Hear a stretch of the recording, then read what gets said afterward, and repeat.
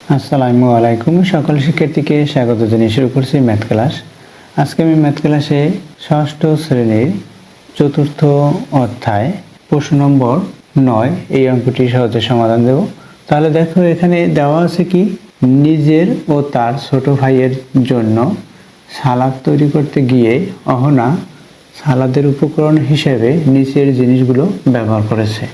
এখন নিচের জিনিসগুলো কি কি উপকরণ হচ্ছে দেখো, এখানে টমেটো আছে 1/5 কেজি, শসা 1/4 কেজি, পেঁয়াজ 1/20 কেজি, কাঁচামরিচ 1/100 কেজি, ধনেপাতা 1/125 কেজি, লবণ 1/500 কেজি।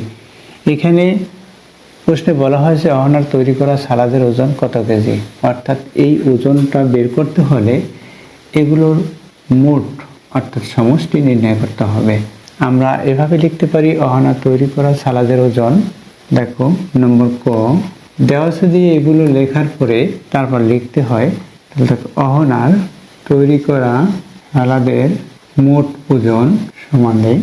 দেখো এখানে টমেটো কত 1/5 কেজি যোগ শসা 1/4 কেজি যোগ পেঁয়াজ 1/20 কেজি যোগ কাঁচামরিচ 1/100 কেজি যোগ ধনেপাতা 1/125 কেজি যোগ লবণ 1/500 কেজি। এখানে ব্র্যাকেট দিয়ে এই যে কেজি আছে, কেজি হচ্ছে ওজনের একক, গ্রাম এখানে কেজি হিসেবে ব্যবহার করেছে, আমরা এখানে কেজি লিখি, কেজি সমান দেই। দেখো সমান দিলাম। দেখো এই যে নিচের যে সংখ্যাগুলো আছে, যেমন এই 5, 4 এটাকে হর বলা হয়। এই হরগুলোর আমরা লসাগু নির্ণয় করব। আমরা প্রথমে হরগুলোর লসাগু নির্ণয় করি। কিভাবে নির্ণয় করতে হবে অবশ্যই তোমরা জানো।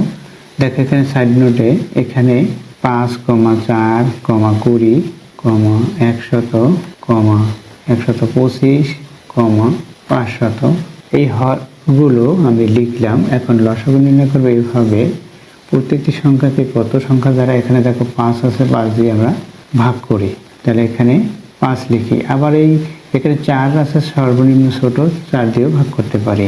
দেখো 5 লিখি, 5 এই 5-এর মধ্যে একবার যাবে, অর্থাৎ ভাগ করলে 1 হবে। 5 4কে ভাগ করা যায় না, 4 লিখলাম। 5 দিয়ে 20কে ভাগ করি, 5-এর গুণিনান্ত করি, 4 5 20 অর্থাৎ ভাগ করা হচ্ছে 4। 5 দিয়ে 100কে ভাগ করি, 5 20 100। 5 দিয়ে 125কে ভাগ করি, 100 এর মধ্যে 20 বার গেছে, এখানে 100-এর মধ্যে 20 বার যাবে, আর 25-এর মধ্যে 5 বার অর্থাৎ 25 বার যাবে। 5 দিয়ে 500কে ভাগ দিলে দেখো 5 দিয়ে 50কে ভাগ করলে 10 বার, এবং আরেকটি শূন্য আছে, এটা 100।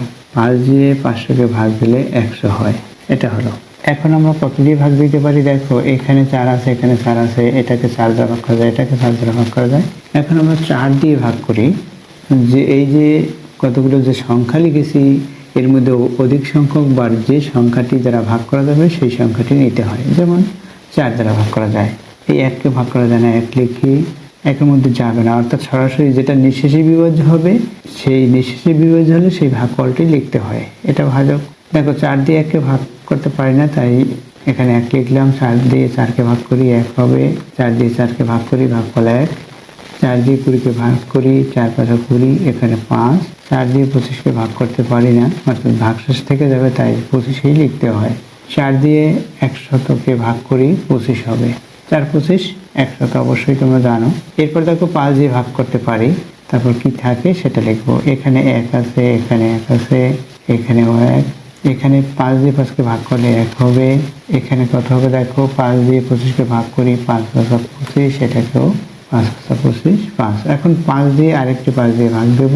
দেখো এখানে কি হবে, 1 হবে, এখানেও 1, এখানে 1, এখানে 1, যা আছে সেটাই লিখলাম। 5 দিয়ে 5কে ভাগ করি, ভাগফল 1। এই 5 দিয়ে 5কে, এই 5 দিয়ে এই 5কে কিন্তু ভাগ করতেছি, ভাগফল 1 হলো। এটা হলো। এখন দেখো এইখানে যে সংখ্যাগুলো পেয়েছি সবগুলো একই সংখ্যা 1। এখন আমরা এই যে এই সংখ্যাগুলো গুণ করব, অর্থাৎ এভাবে করব, 5 গুণ 4 গুণ 5 গুণ 5 এই সংখ্যাগুলো লিখেছি। এখানে গুণ 1 লিখলেও হয়, না লিখলেও হয়, কারণ এগুলো সব একই সংখ্যা। 1-এর সাথে যে কোনো সংখ্যা যদি গুণ করি, যে কোনো বৃহত্তম সংখ্যা, মানে 2 3 4, সেই বৃহত্তম সংখ্যাই হয় উত্তর। দেখো এখানে কত হয়, এটার সাথে এটা আমরা গুণ করি 20 হবে, এটার সাথে এটা গুণ করি 25 হবে। দেখো এটার সাথে এটা গুণ করলাম, এটার সাথে এটা গুণ করেছে 25, এটা হচ্ছে 20। তাহলে আমরা 20 দিয়ে এটাকে গুণ করি, 20 দিয়ে 2কে গুণ করি, আমরা এই 25 দিয়ে 2কে গুণ করি 50 হবে। আর এই একটি শূন্য আছে, এটা লিখলাম।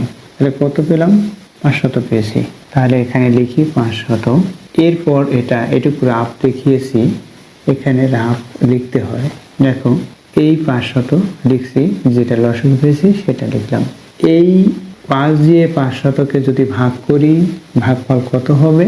5 দিয়ে 500কে ভাগ করি, ভাগফল 100 হবে। দেখো এখান থেকেও আমরা বুঝতে পারি যে এই 5 দিয়ে 500কে ভাগ করলে ভাগফল 100 হবে। 100 অর্থাৎ ভাগফল যেটা পেয়েছি সেই ভাগফলটি এই যে ভগ্নাংশের হর দিয়ে ভাগ করেছি সেই ভগ্নাংশের লবের সাথে গুণ করতে হয়। ভাগফল পেয়েছি 100, 100 দিয়ে 1কে গুণ করি, তাহলে কি হবে? 100 হবে। এরপর প্লাস সাইন অর্থাৎ যোগ চিহ্ন, এগুলোকে প্রক্রিয়া চিহ্ন বলা হয়। এখানে 4 দিয়ে 500কে ভাগ করলে এটা কত হয়? দেখো ভাগ করে দেখাই। এখানে 500 ভাগ 4, এটার অর্ধেকটা লিখি 2, এটার অর্ধেকটা লিখি 250। এখন এই 2 দিয়ে এটাকে ভাগ করি সহজে, 125 হবে। আমরা জানি 125 গুণ 2 250। কত হলো উত্তর? 125 হলো উত্তর। তাহলে 4 দিয়ে 500কে ভাগ করলে 125 হয়, 125 দিয়ে 1কে গুণ করি, তাহলে কি হবে? 125 হবে। এরপর যোগ চিহ্ন, এটা 20 দিয়ে এটাকে ভাগ করি 500কে, 20 দিয়ে যদি ভাগ করি, দেখো এখানে 500 আছে, আমরা 20 দিয়ে ভাগ দিয়েছি, এই শূন্য বাদ দেই, 2 দিয়ে 50কে ভাগ করি 25, কত হলো? 25 হলো। এরপর যোগ চিহ্ন, এটা দিয়েছি। 100 দিয়ে 500কে ভাগ করি 5 হবে, অর্থাৎ 5 বার যাবে 1, 5-এর মধ্যে 5 বার যায়, 2টা শূন্য বাদ, অর্থাৎ এইভাবে এইখানে 500 লিখলাম, ভাগ দিলাম 100 দিয়ে, এই শূন্য বাদ, এই শূন্য বাদ। এখন এখানে 1 আছে, যে কোনো স্বাভাবিক সংখ্যা লিখলে তার হর 1 উপস্থিত থাকে। হর আমরা 1 ধরে নিই যদি স্বাভাবিক সংখ্যাটি ভগ্নাংশ পরিবর্তিত হয় তখন। তাহলে 5 এবং 5/1 একই। দেখো তাহলে আমরা কত দিয়ে ভাগ দিয়েছি? 100 দিয়ে 500কে ভাগ করেছি, 5 পেয়েছি। 125 দিয়ে 500কে ভাগ করবো, কত পাবো? 4 পাবো। কারণ 25 এইখানে দেখো 25 দুগুণে 50, আর এখানে 250 হয়, ইতিপূর্বে দেখিয়েছি 250 হয়। 250-এর দ্বিগুণ কত? 500, তাহলে কতবার যাবে? 4, এখানে 4 হলো। এরপর যোগ 500 দিয়ে 500কে ভাগ করলে 1 হবে, 1 হলো। এটা পেয়েছি আমরা এই লসাগু করার পরে, এটা পেলাম, এই লসাগু করলাম। এরপর কি এই সংখ্যাগুলো আমরা যোগ করব। প্রথমে আমরা হর লিখি, এখানে হর হচ্ছে 500। এরপর কি এই সংখ্যাগুলো যোগ করবো। দেখো 1-এর সাথে 4 যোগ করি 5, 5-এর সাথে 5 যোগ করি 10, 10-এর পরে 5 হিসাব করি 15 হলো, 15-এর পর 5 হিসাব করি 20, 20-এর পরে 0 যোগ করলে 20 হবে, 20 শূন্য। আমি কি লিখেছি? এই 20-এর 0 লিখেছি। এটা দশক অঙ্ক, এটা হাতে থাকলো দশক অঙ্ক। কি এই দশক অঙ্কের সাথে যোগ করব। যেমন এখানে 2 আছে, এই 2 দিয়ে এই 2কে যোগ করি 4 হবে, 4-এর পরে 2 যোগ করি 6 হবে, 6-এর পরে 0 যোগ করি 6 হবে, 6 লিখলাম। এরপর কি আছে আর বাকি? এখানে দেখো এগুলো হিসাব করা হলো। এখানে এই 1 আছে, এখানে 1 আছে, এই 1-এর সাথে 1 যোগ করি, কত হলো? 2 হলো। এই অর্থাৎ এগুলো সমষ্টি 260 হলো। এখানে 500। আমরা এই একক অঙ্ক, এখানে 0 দেখতে পাচ্ছি, এখানে 0 দেখতে, এটা বাদ দেই। এখানে কিন্তু এগুলো ওজনে কেজিতে আছে, আমরা কেজি লিখে রাখি। কেজি আছে, একক দেওয়া আছে ওজনের, এখানে কেজি। এখন কি হবে? এখানে 26/50 হলো, এটা হলো। আমরা আরও কাজ করি, দেখো এটার অর্ধেক লিখি, এখানে অর্ধেক লিখলে হবে 13, এটার অর্ধেক লিখি, অর্ধেক লিখলে হবে 25, অর্থাৎ আমরা পেয়েছি কত? 13/25 কেজি, এটা পেয়েছি। এখন দেখো আমরা এটা যদি ভাগ করতে চাই, ভাগ করলে কত হবে সেটা লিখতে পারি। এখন দেখো এখানে আমরা যদি এই 25কে 100 হিসেবে পরিণত করতে চাই, তাহলে 25-এর সাথে কত গুণ করতে হবে? 4, 4 25 100। তাহলে কি 4 দিয়ে লবকে আমরা গুণ করব এবং হরকেও গুণ করব। অর্থাৎ যে কোনো ভগ্নাংশ লব হরকে যদি একই সংখ্যা দ্বারা আমরা গুণ করি তখন ভগ্নাংশের কোনো পরিবর্তন হয় না, অর্থাৎ সমতুল্য ভগ্নাংশ হয়। অবশ্যই তোমরা এটা জানো। কেজি লিখি, এটা কেজি হলো। তাহলে কি হবে, 4 দিয়ে 13কে গুণ করি 26, 26 দুগুণে 52, আর 4 তাং 52 হয়, 52 লিখি। এটা এই 4 দিয়ে 25কে গুণ করলে 100 হবে। এটা হলো এখানে কেজি আছে, কেজি লিখি। এখন দেখো কি হয়, এই 2 এই শূন্যর পরিবর্তে লিখি, এই 5 এই শূন্যের পরিবর্তে লিখি, 1 একের জন্য দশমিক, দশমিকের পূর্বে অবশ্যই শূন্য দিতে হয়, এই শূন্য দিলাম। এত এখন কেজি, এটাই হচ্ছে উত্তর। এটাই উত্তর, 0.52 কেজি উত্তর। এখানে আমি উত্তর লিখে দিই সংক্ষিপ্তভাবে। আশা করছি বুঝতে পেরেছো যে এই অঙ্কটির কিভাবে সমাধান করতে হয়। 0.52 কেজি এটা, সেটা দেখো। দেখো নম্বর খ, এখানে মা ও বাবা সহ পরিবারের মোট 5 জন সদস্য। এই 5 জন সদস্যের জন্য সালাদটি তৈরি করতে হলে সালাদের প্রয়োজনীয় উপকরণগুলো ছক আকারে উপস্থাপন করো এবং মোট কত কেজি সালাদ তৈরি করা হবে তা নির্ণয় করো। এখানে ক থেকে প্রাপ্ত যেটা সেটা লিখি প্রথমে। নম্বর খ এর অ্যান্সার, ক থেকে পাই ভাগ ক থেকে প্রাপ্ত। ক থেকে প্রাপ্ত অহনা ও তার ছোট ভাইয়ের মোট সালাদের পরিমাণ। অহনা ও তার ছোট ভাইয়ের অর্থাৎ 2 জনের মোট সালাদের পরিমাণ 0.52 কেজি, অর্থাৎ 0.52 কেজি। এটা হচ্ছে অহনা এবং তার ছোট ভাইয়ের সালাদের পরিমাণ। এখন দেখো পরিবারের সদস্য সংখ্যা কত। মা বাবা সহ পরিবারের মোট 5 জন সদস্য দেওয়া আছে। মা বাবা সহ পরিবারে সদস্য সংখ্যা 5 জন। তাকে এই 5 জনের সালাদের পরিমাণ নির্ণয় করতে বলেছে। এখানে সালাদের পরিমাণ নেই, আমরা সালাদের পরিমাণ ধরে নেব। মনে করি অহনা তার ছোট ভাই অর্থাৎ 2 জন সদস্যের সালাদের পরিমাণ ক কেজি। এখানে আমরা পেয়েছি এত কেজি। 5 জন সদস্যের সালাদের পরিমাণ বের করতে পারবো এটার সাথে গুণ করে, অর্থাৎ মোট পরিমাণ যেটা নির্ণয় করতে বলেছে সেটা গুণ করে পারবো। কিন্তু এখানে আমাদের অবশ্যই এই যে উপকরণগুলো সেগুলো নির্ণয় করে ছক তৈরি করতে বলেছে নম্বর খতে। তাহলে আমরা লিখতে পারি, মনে করি অহনা তার ছোট ভাই, অহনা ও তার ছোট ভাই এর সালাদের পরিমাণ x কেজি, অর্থাৎ 2 জনের। মনে করি অহনা ও তার ছোট ভাই এই 2 জনের সালাদের পরিমাণ ক কেজি লিখি, বা x কেজি লিখতে পারি। ক কেজি লিখি, যে কোনো একটি রাশি ধরে নিতে হয়।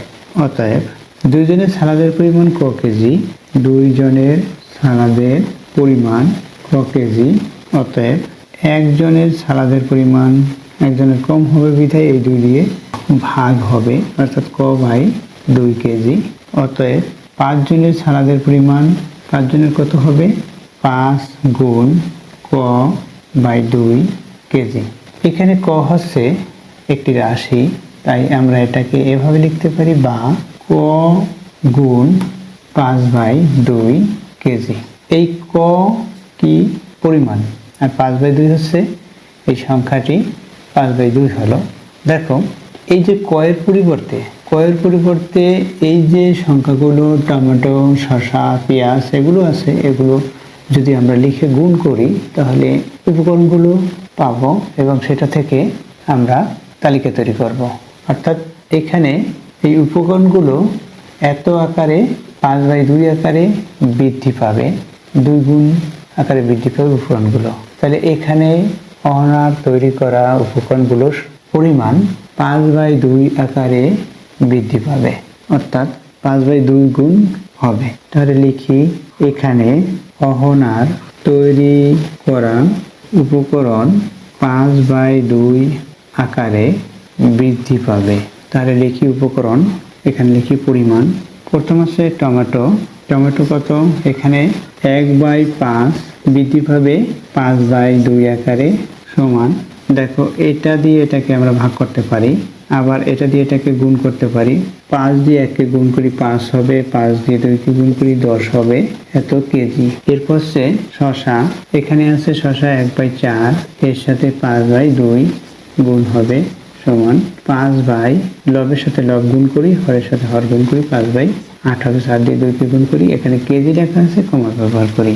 এরপর হচ্ছে পেঁয়াজ। পেঁয়াজ হচ্ছে এখানে কত কেজি ব্যবহার করা হয়েছে, 1/20, এর সাথে 5/2 গুণ সমান 5/40। লবের সাথে লব গুণ করেছি, হরের সাথে হর গুণ করলাম। পেঁয়াজের পরে আসে কাঁচা মরিচ। কাঁচা মরিচ এখানে আছে 1/100 গুণ 5/2 সমান 5/200। ধনে পাতা। ধনে পাতা হচ্ছে 1/125 গুণ 5/2 সমান 5/125 সাথে 2 গুণ করি 250 কেজি। এরপর হচ্ছে লবণ। লবণ আছে এখানে 1/500 গুণ 5/2 সমান 5/500 সাথে 2 গুণ করি 1000 হবে কেজি। এটা আমরা পেয়েছি ছক, অর্থাৎ ছকটা আমরা এভাবে নির্ণয় করব। ছকটা আমরা নির্ণয় করলাম। এরপর এর সমষ্টি নির্ণয় করতে বলেছে। দেখো মোট কত কেজি সালাদ তৈরি হবে তা নির্ণয় করো। এখন আমরা এগুলো যোগ করে নির্ণয় করতে পারি, অথবা ক থেকে প্রাপ্ত যে দুজনের সালাদের পরিমাণ আছে এত, এর সাথে 5 গুণ করেও নির্ণয় করতে পারি। আমরা সংক্ষিপ্ত পদ্ধতি এখানে করতে পারি। দেখো দুজনের সালাদের পরিমাণ এত কেজি, অতএব 5 জনের সালাদের পরিমাণ, একজনের তারপর 5 জনের। দেখো তাহলে লিখে দেই, অহনা ও তার ছোট ভাই দুইজনের সালাদের পরিমাণ 0.52 কেজি। অতএব একজনের সালাদের পরিমাণ, একজনের কম হবে 0.52/2 কেজি। অতএব 5 জনের সালাদের পরিমাণ বেশি হবে, তাই 5 গুণ হবে। 0.52 গুণ 5/2 সমান দেয়। এখানে কেজি আছে, কেজি লিখি। দেখো এটা দিয়ে এটাকে আমরা গুণ করব। এখানে আমরা রাফ করে দেখাই। 0.52 এটাকে 5 দিয়ে গুণ করব, কত হবে দেখো। এখানে যদি আমরা এই দশমিক বিন্দু যদি না থাকে তখন আমরা কি লিখবো, এটা লিখবো। অথবা দশমিক বিন্দু আছে সেভাবে গুণ করি। দেখো 5-এর সাথে 2 গুণ করি, 5 গুণে 10-এর শূন্য, হাতে 1, 5 5 25, 1 26। 5 দিয়ে শূন্যকে গুণ করে 0 হয়, এটা হলো। এখন এই যে গুণফল পেয়েছি, এখানে দেখো 2 অঙ্ক, অর্থাৎ দশমিকের ডানে 2টি অঙ্ক আছে। তাহলে ডান দিক থেকে 2 অঙ্ক বাদের এখানে দশমিক লিখতে পারি। তার পরিবর্তে আমরা এই যে 2 আছে প্রথমে, এই 2 দ্বারা প্রথমে এই সংখ্যাটিকে ভাগ করে নেই। তাহলে কত হবে, 130 হবে। এখন এই সংখ্যাটির 130 হলো 2 দিয়ে যদি ভাগ করি এর অর্ধেক লিখলাম, 13 2 26, আর এই 0 আছে 0 লিখলাম, অর্থাৎ এই 2 দিয়েও ভাগ দিয়ে দিলাম। 5 দিয়ে গুণ করে 2 দিয়ে ভাগ দিলাম, অর্থাৎ 130 হলো। এখন এই দশমিক বিন্দু কোথায় হবে সেটা দেখো।